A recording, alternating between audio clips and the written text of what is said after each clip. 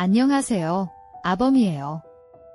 오늘은 여러분을 서울 용산의 한 오래된 지하 건물로 안내하려고 해요. 이곳에서 벌어진 일은 단순한 소문이 아니라 실제 점검 직원이 업무 도중 직접 체험했다고 증언한 기록이에요. 평범한 의무 점검이었는데 그날의 공간은 상식으로 설명할 수 없는 압박과 공포를 남겼죠. 어두운 지하 공간에서 무심코 맞닥뜨린 기묘한 장면, 그리고 남겨진 흔적들은 지금도 미해결의 수수께끼로 남아있어요. 오늘은 그 이야기를 함께 따라가 보시죠. 시간은 약 7에서 8년 전, 한여름이 막 지나간 습한 밤이었어요. 무대는 용산 골목 한켠에 자리한 작은 상가 건물이었죠. 흔히 볼 수 있는 3, 4층짜리 건물인데 지하는 노래와 술이 오가는 단란주점으로 쓰이고 있었어요. 오래되어 외벽은 페인트가 벗겨지고 계단에는 눅눅한 곰팡이 냄새가 스며 있었죠. 그러나 이 낡은 건물도 소방법 적용 대상이었기에 반드시 점검을 받아야 했고 기한이 다가오면서 담당 직원은 부담을 안고 있던 상황이었어요. 문제는 영업 일정이었어요. 점검 당일 단란주점은 운영 계획이 전혀 없었던 거예요. 낮에는 문을 열지 않는 업소 특성 때문에 점검이 불가능했죠. 사장에게 사정을 설명하자 마지못해 밤 10시에만 문을 열어주겠다 했어요. 마감 기한을 넘기면 벌금이 부과될 수 있었기 때문에 직원은 동료 한 명을 대동해 어쩔 수 없이 늦은 시간 현장을 찾기로 했죠. 영업이 끝난 상가 골목은 적막했고 오직 지하만이 불 꺼진 채로 열릴 예정이었어요. 밤 10시가 조금 넘어 직원과 동료는 건물 앞에 도착했어요. 그러나 사장은 아직 오지 않았죠. 다급한 상황을 전하자 사장은 전화로 비밀번호와 열쇠 위치를 알려주며 먼저 들어가 보라 했어요. 그 말에 따라 철제 문을 열고 지하로 내려가자 눅눅한 공기와 곰팡이 냄새가 확 밀려왔죠. 계단은 벌써부터 축축했고 바닥에는 오래된 술 냄새와 담배 연기가 뒤섞여 쩔어 있었어요. 두 사람은 핸드폰 불빛을 켜고 차례로 조명을 밝히며 점검 준비에 들어갔어요. 직원은 동료에게 간단히 장비 사용법을 설명했어요. 자신이 방을 하나씩 점검하면 동료는 복도에서 장비 불빛을 확인하며 무전기로 이상 여부를 알려주는 방식이었죠. 곧 점검이 시작되었고 1번 방부터 차례로 확인에 들어갔어요. 방 안에는 노래방 기계, 낡은 소파, 유리컵 몇 개가 놓여 있었지만 특별한 이상은 없었어요. 몇 번의 점검을 거치자 조금씩 긴장이 풀렸고 생각보다 금방 끝나겠구나 하는 안도감이 스며들던 순간이었어요. 그러나 평온은 오래가지 않았어요. 무전기에서 동료의 목소리가 급히 흘러나왔죠. 지금 4번 방 쪽에서 불이 켜졌다 꺼졌다 하는데 어떻게 할까요? 정전이나 합선이 아니라면 스스로 불이 전멸할 이유가 없었어요. 순간 등골이 서늘해졌지만 직원은 최대한 침착하게 대답했어요. 조금만 기다려. 곧 그 방으로 들어갈 거야. 그러나 이미 그의 머릿속에는 설명할 수 없는 불길한 그림자가 드리워지고 있었어요. 잠시 뒤 직원은 문제의 방 앞에 섰어요. 다른 방들과 달리 문패조차 달려있지 않았고 문은 굳게 잠겨 있었죠. 문 위 작은 유리창은 안이 보이지 않게 가려져 있었어요. 마치 누군가 의도적으로 시선을 차단해 둔 것 같았죠. 그는 순간 손님이 거의 없는 방이라 안 쓰는 모양이군 하고 스스로 합리화했어요. 하지만 점검 규정상 건물 내 모든 방을 확인해야 했기 때문에 무시할 수는 없는 상황이었어요. 직원은 사장에게 전화를 걸었지만 받지 않았어요. 할 수 없이 카운터로 가 열쇠 뭉치를 뒤졌죠. 그러나 2개의 묶음을 모두 시도해도 문은 열리지 않았어요. 그때 동료가 카운터 서랍 깊숙이 있던 작은 열쇠 하나를 찾아 건넸어요. 눈에 띄는 표시조차 없는 낡은 열쇠였는데 잠금 장치에 넣자 믿기지 않게도 철컥하고 열렸죠. 그 순간 두 사람은 서로 얼굴을 마주보며 말없는 불안을 나눴어요. 문을 여는 순간 안쪽에서 무언가 걸린 듯 묵직한 찍 소리가 났어요. 힘을 주자 겨우 열렸는데 안에는 오래전 시간에 멈춘 듯한 광경이 펼쳐져 있었어요. 노래방 기계, 탁자, 잔세팅까지 그대로였지만 먼지가 두텁게 쌓여 있었죠. 사용되지 않은 지 꽤 된 듯 했어요. 직원은 곧 유리창이 왜 보이지 않았는지 알게 되었어요. 달력이 수십 장 이어 붙여져 테이프로 칸막이처럼 붙어 있었던 거예요. 직원은 불길한 기운을 억누르며 랜턴을 입에 물고 방 안으로 들어갔어요. 전등은 켜지지 않았고 공기는 이상하게 싸늘했어요. 그는 손에 든 장비를 하나씩 벽과 천장에 대조하며 확인했죠. 그런데 방문이 자꾸 스스로 닫히려 했고 결국 소화기를 끌어와 억지로 받쳐 두었어요. 그러나 이상한 점은 따로 있었어요. 점검 장비는 정상인데 동료는 계속 불빛이 들어오지 않는다고 무전으로 보고했죠. 현실과 기록이 엇갈리는 순간 설명할 수 없는 모순이 시작된 거예요. 직원은 순간적으로 동료가 잘못 보고 있다고 생각했어요. 하지만 무전기 너머로 들려오는 목소리는 확신에 차 있었죠. 형, 진짜로 불빛이 보이지 않아요. 장비 불도 안 들어와요. 그는 눈을 찌푸리며 계기판을 다시 확인했지만 숫자와 불빛은 또렷하게 작동하고 있었어요. 방 안에서는 이상이 없는데 복도에서 보면 아무것도 보이지 않는다니 이 모순은 도저히 이해할 수 없는 상황이었죠. 직원은 장비를 든 채로 방 구석구석을 확인했어요. 한쪽 벽은 물기가 스며들어 곰팡이가 검게 번져 있었고 반대편 구석에는 오래된 노래책이 쌓여 있었죠. 책장은 눅눅해 손으로 넘기면 곧바로 찢어질 정도였어요. 그런데 이상하게도 방 중앙의 탁자 위에는 먼지가 거의 없었어요. 마치 누군가 최근까지 앉아 있었던 것처럼 깨끗했죠. 그는 자신도 모르게 침을 꿀꺽 삼키며 이 방이 단순히 방치된 공간은 아닐지도 모른다는 생각을 했어요. 그때 복도 쪽 동료의 목소리가 다시 울렸어요. 형, 지금 방 안에 다른 사람 그림자가 보여요. 형 말고도 있어요. 직원은 순간 얼어붙었죠. 방 안에는 자신 혼자뿐이었고 문은 소화기로 받쳐져 있어 외부에서 누가 들어올 수도 없었어요. 그는 즉시 랜턴 불빛을 사방으로 흔들어 봤지만 그림자 따위는 어디에도 없었어요. 그러나 복도에서는 분명 또 다른 존재가 보이고 있다는 말, 그 모순은 불안을 더 크게 키웠어요. 직원은 심호흡을 하고 장비를 마저 확인한 뒤 방을 빠져나오려 했어요. 그런데 출입문이 이상하게 무거워지더니 잘 열리지 않았죠. 힘껏 밀자 소화기가 옆으로 넘어가면서 겨우 틈이 벌어졌어요.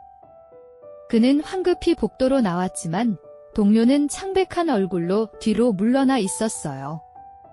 형, 방금까지 형 옆에 어떤 여자가 같이 서 있었어요. 검은 머리였는데 같이 고개를 숙이고 있었어요. 그 말에 등골이 싸늘해졌어요. 두 사람은 그 말을 차마 더 이어가지 못했어요. 차가운 공기가 복도를 훑고 지나가며 형광등 불빛이 잠시 흔들렸죠. 직원은 떨리는 손으로 장비를 꺼내 확인했지만 여전히 정상 수치를 기록하고 있었어요. 그러나 동료는 고개를 저으며 각각 그 여자가 분명히 형 옆에 있었다고 반복했어요. 증거와 체험이 서로 어긋나는 그 순간 직원은 설명할 수 없는 힘이 이 공간을 지배하고 있음을 깨달았어요. 급히 다른 방들을 확인하고 서둘러 나가야겠다고 판단했어요. 남은 점검을 마치려는 순간 6번 방 쪽에서 갑자기 노래소리가 흘러나왔죠. 분명 전원이 꺼져 있던 노래방 기계에서 오래된 트로트 한 곡이 짧게 흘러나온 거예요. 기계는 곧바로 꺼졌지만 여우는 복도에 맴돌며 두 사람의 숨을 막았어요. 동료는 얼굴이 새하얗게 질리더니 저기 있으면 안 돼요. 형 빨리 끝내고 나가요 라고 외쳤어요. 직원은 마음을 다잡고 나머지 방들을 순식간에 확인했어요. 몇몇 방은 먼지와 곰팡이로 가득했지만 이상한 점은 없었죠. 그러나 계속해서 복도 뒤쪽에서 무언가 따라오는 발소리가 들려왔어요. 마치 세 번째 사람이 뒤따라 걷는 듯 일정한 간격이었죠. 뒤돌아보면 아무도 없는데 다시 걸으면 또 또각 울려 퍼졌어요. 좁은 지하 복도에서 메아리 칠 수 없는 각도였기에 그 발소리는 더욱 기괴했어요. 드디어 마지막 방을 확인한 뒤 직원은 장비를 정리하며 안도의 한숨을 내쉬었어요. 그러나 동료는 여전히 공포에 질린 채 바닥만 바라보고 있었어요. 형, 뒤를 보지 마요. 아까부터 계속 따라오고 있어요. 그 말에 직원은 등골이 얼어붙었어요. 눈길을 돌리면 안 될 것 같았죠. 그는 오직 출구 쪽만을 바라본 채 동료와 함께 서둘러 계단을 향해 걸음을 옮겼어요. 계단 입구에 희미한 가로등 불빛만이 그들의 희망이었어요. 그러나 계단을 오르려는 순간 위쪽 출입문이 저절로 쾅 하고 닫혔어요. 쇠문이 울리며 반향이 지하 전체를 울렸죠. 두 사람은 동시에 그 자리에서 굳어버렸어요. 직원은 용기를 내어 달려가 손잡이를 잡았는데 믿기 어렵게도 잠금 장치가 걸려 있었어요. 분명 열쇠로 열어둔 문이었는데 누가 다시 잠근 듯 했죠. 뒤에서는 낮게 흘러나오는 여성의 웃음소리가 귓가를 스쳤어요. 직원은 동료를 향해 눈 감고 따라와 절대 뒤돌아보지 말라고 속삭였어요. 떨리는 손으로 다시 열쇠 뭉치를 꺼내 하나씩 시도했죠. 몇 번이나 허탕을 치고 나서야 아까 방을 열었던 낡은 작은 열쇠가 손에 잡혔어요. 그것을 꽂자 믿을 수 없게도 문이 철컥하고 열렸어요. 두 사람은 거의 굴러 떨어지듯 계단을 뛰어올라 밖으로 나왔어요. 차가운 밤 공기가 밀려들자 그제야 살아있다는 실감이 났죠. 밖으로 나온 순간 두 사람은 동시에 무릎이 풀려 바닥에 주저앉았어요. 그들의 온몸은 땀으로 흥건했고 심장은 미친 듯이 뛰고 있었죠. 밤 공기는 차갑지만 폐속까지 달아오른 열기를 식혀주지 못했어요. 동료는 눈을 부릅뜨며 떨리는 목소리로 말했어요. 형, 진짜였어요. 우리 바로 뒤에 그 여자가 따라왔어요. 계단 아래까지 고개를 숙이고 있었어요. 직원은 아무 대답도 하지 못한 채 그저 호흡만 거칠게 몰아쉬었죠. 그들은 잠시 밖에서 정신을 가다듬으려 했어요. 그러나 건물 안에서 또다시 딱 하고 발소리가 계단을 올라오는 듯 들렸죠. 문은 닫혀 있었는데도 분명히 내부에서 누군가 움직이고 있는 소리였어요. 두 사람은 겁에 질려 서로를 붙잡은 채 그대로 얼어붙었어요. 그 순간 가로등 불빛마저 흔들리듯 어둡게 깜빡였고 마치 건물 전체가 그들을 쫓아내려는 듯한 기묘한 긴장감이 감돌았어요. 직원은 결국 사장에게 다시 전화를 걸었어요. 한참 뒤에야 연결된 사장은 태연하게 대답했죠. 아, 그 방은 그냥 창고예요. 원래 문을 안 열어요. 사람들 출입 금지라서 신경 안 쓰셔도 돼요. 하지만 직원은 차마 그에게 방 안에서 겪은 일을 다 말할 수 없었어요. 자신이 본 것은 없지만 동료는 분명히 또 다른 여인의 존재를 보았다 했죠. 기록과 경험이 어긋난 현실을 어떻게 설명할 수 있었을까요? 사장의 말대로라면 그 방은 최소 수년 이상 사용되지 않은 창고여야 했어요. 그런데 탁자 위 먼지가 닦인 흔적, 붙여진 달력, 정상 작동한 장비와 동시에 보이지 않았던 불빛, 그리고 무엇보다 동료가 본 여성의 형체는 결코 창고라 부를 수 없었죠. 직원은 속으로 사장이 모르는 무언가가 저 안에서 여전히 남아있구나 하는 섬뜩한 결론에 도달했어요. 그날 밤 이후 두 사람은 한동안 악몽에 시달렸어요. 특히 동료는 반복적으로 같은 꿈을 꿨죠. 지하복도 끝에서 한 여자가 머리를 늘어뜨린 채 서 있는 장면, 그리고 자신에게 다가오는 모습이었어요. 꿈에서 깨어나면 온몸이 식은땀으로 젖어 있었고 방 안은 낯선 냄새가 배어 있곤 했죠. 그는 결국 회사를 그만두었고 다시는 그 건물 근처에도 가지 않았어요. 직원은 홀로 남아 업무를 이어갔지만 매번 야간 점검을 앞두면 손끝이 떨렸어요.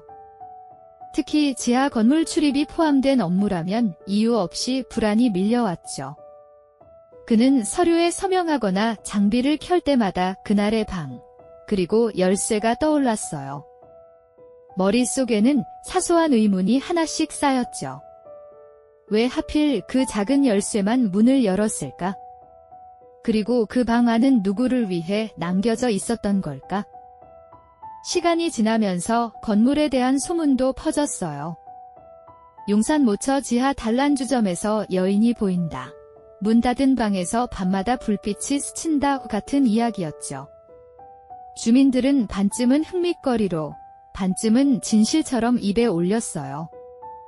그러나 직원은 그 모든 소문이 단순한 괴담이 아니라 자신이 실제로 겪은 압박의 연장선임을 알 수 있었어요. 그는 절대로 웃어넘기지 못했죠. 몇 년 뒤, 해당 건물은 재개발 바람을 타고 철거됐어요. 무너져 내리는 콘크리트와 함께 그 방도 사라졌죠. 하지만 직원은 안도감을 얻지 못했어요. 오히려 마음 한구석이 더 불안해졌죠. 눈에 보이지 않게 되었을 뿐, 그 공간이 품었던 기운은 여전히 이 도시 어딘가에 흘러다니고 있을 거라 믿었어요. 건물이 사라진다고 사라질 수 없는, 설명할 수 없는 힘이 있다는 확신이었죠. 그는 지금도 종종 생각해요. 만약 그날 문을 열지 않았다면 어땠을까? 혹은 동료가 여인의 존재를 보지 못했다면 어땠을까? 선택의 갈림길은 분명 있었지만 결국 그들은 그 방에 들어가 버렸죠. 그 순간부터 이미 예정된 길을 걸어온 건 아닐까 하는 불길한 생각이 여전히 그를 괴롭히고 있어요. 그 방이 단순히 닫혀있던 공간이 아니라 누군가를 기다리고 있던 무대였을지도 모른다는 거예요. 결국 이 사건은 기록상 단순한 점검 완료로만 남았어요. 보고서에는 아무런 특이 사항도 기재되지 않았죠. 하지만 그날의 체험은 한 사람의 인생을 뒤흔들었고 지금도 해답 없는 의문으로 남아있어요. 용산 지하 단란주점 괴담. 그 공간은 사라졌지만 기억은 여전히 이어지고 있어요. 어쩌면 오늘 밤에도 그 여인은 또 다른 불 꺼진 방에서 누군가를 기다리고 있을지 몰라요. 시간이 흘러도 그날의 감각은 사라지지 않았어요. 직원은 새로운 건물 점검에 나설 때마다 무심코 문 손잡이를 확인했죠.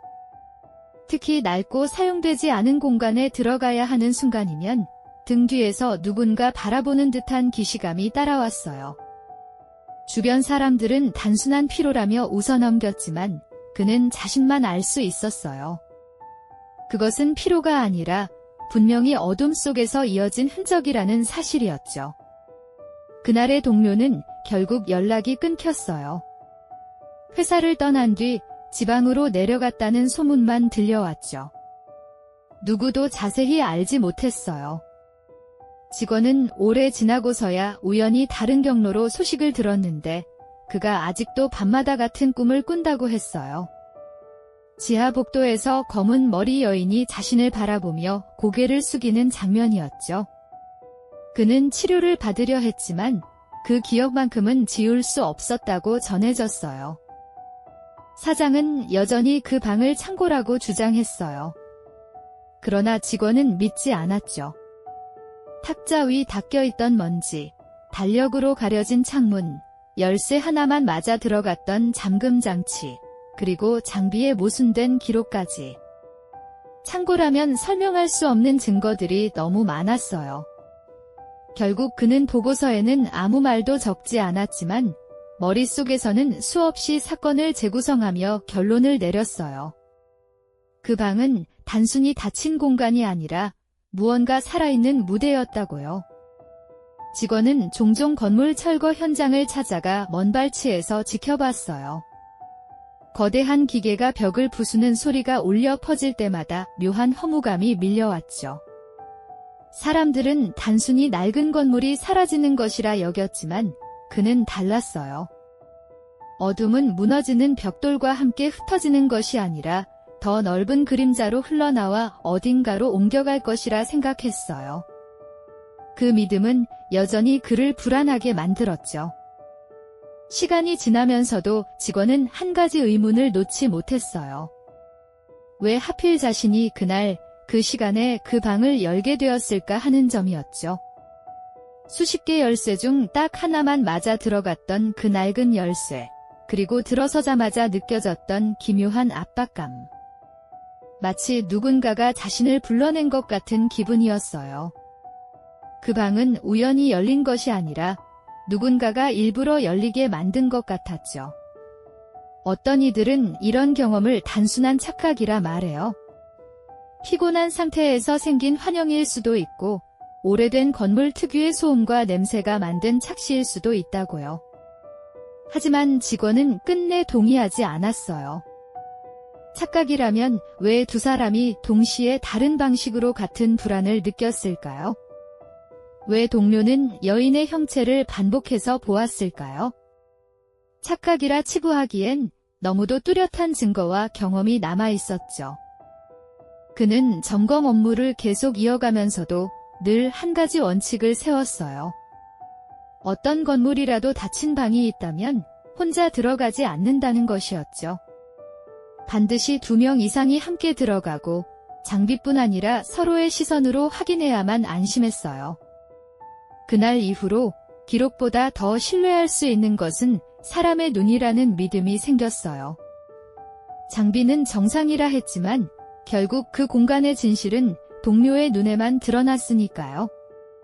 이 사건은 오래도록 그의 마음의 그림자로 남았어요. 사람들은 도시 괴담이라 부르며 흥미거리로 소비했지만 그는 단 한순간도 가볍게 여긴 적이 없었죠. 현실에서 겪은 공포는 소문보다 더 무겁고 날카롭게 남아 있었어요. 그는 여전히 밤이면 문득 누군가 뒤에서 고개를 숙이고 따라오는 기척을 떠올렸어요. 용산 지하의 그 공간은 사라졌지만 기억은 결코 지워지지 않았죠. 누군가에게는 단순히 낡은 건물의 해프닝일 수도 있어요. 하지만 그에게는 경고였어요. 평범한 일상 속에도 설명할 수 없는 끝없는 다크가 도사리고 있다는 신호였죠. 우리가 쉽게 지나치는 어둠은 때때로 손을 뻗어 우리 삶을 끌어당겨요. 용산 지하 단란주점의 괴담은 단순한 이야기가 아니라 실제로 누군가의 인생을 바꿔놓은 기록이었어요. 오늘의 이야기는 결국 우리가 잊지 말아야 할 한 가지 사실을 일깨워줘요. 눈에 보이지 않는다고 해서 존재하지 않는 것이 아니란 거예요. 불빛이 비추지 않는 공간에도, 목소리가 닿지 않는 순간에도 여전히 무언가 우리를 지켜보고 있을 수 있어요. 그것은 소문으로 시작해도 언젠가 실제 경험으로 다가올 수 있죠. 그래서 우리는 방심해서는 안 돼요. 청취자 여러분, 끝까지 함께 해주셔서 감사합니다. 오늘의 나이트메어는 여기까지 하겠습니다.